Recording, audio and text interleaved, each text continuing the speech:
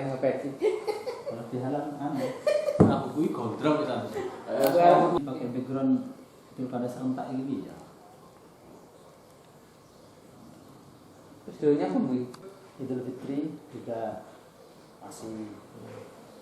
Ini aku ini gue sholat. Untuk warga aja Pak ya? Enggak sholat fardu aja. Belum.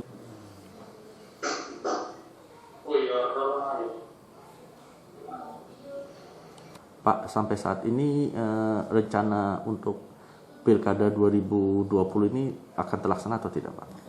Ya, untuk Pilkada 2020 sudah secara sah ya, legal dan pasti akan dilaksanakan pada bulan Desember 2020, tepatnya tanggal 9 Desember 2020. Ini sesuai dengan amanat peraturan pemerintah pengganti undang-undang Perpu nomor 2 tahun 2020 yang memang mengamanatkan pemilihan lanjutan Pilkada serentak 2020 ini dilaksanakan di bulan Desember.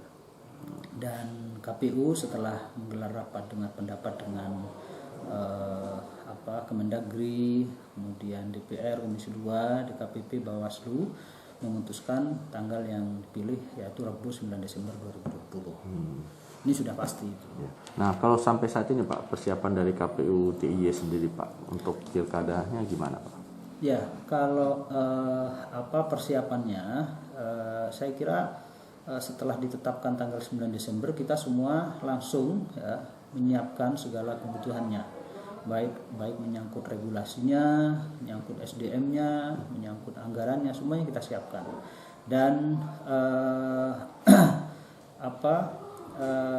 salah satu kesiapan ya dari pelaksanaan Pilkada Desember 9 Desember 2020 itu adalah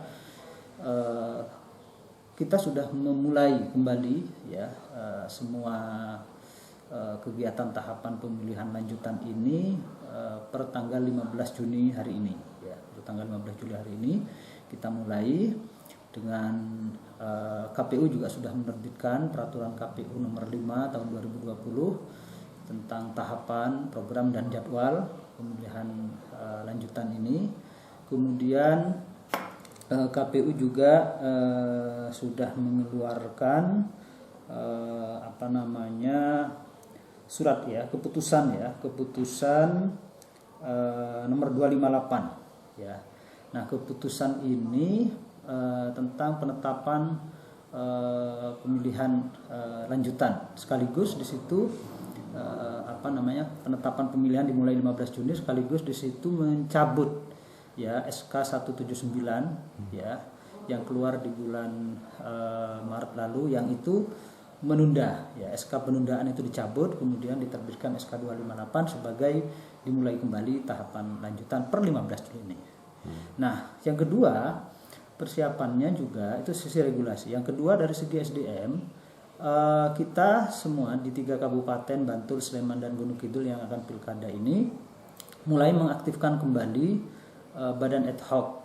Ya, badan ad hoc itu penyelenggara pemilu di tingkat kecamatan, BPK, kemudian PPS di tingkat desa. Mulai 15 Juni ini juga. Mereka semua hari ini diaktifkan kembali. Yang PPS yang kemarin belum sempat dilantik, sekarang dilantik. Cuman memang pelantikan untuk hari ini ya, PPS itu karena di Jogja ini masih status tanggap darurat sampai 30 Juni, kita hanya melakukan penyerahan SK.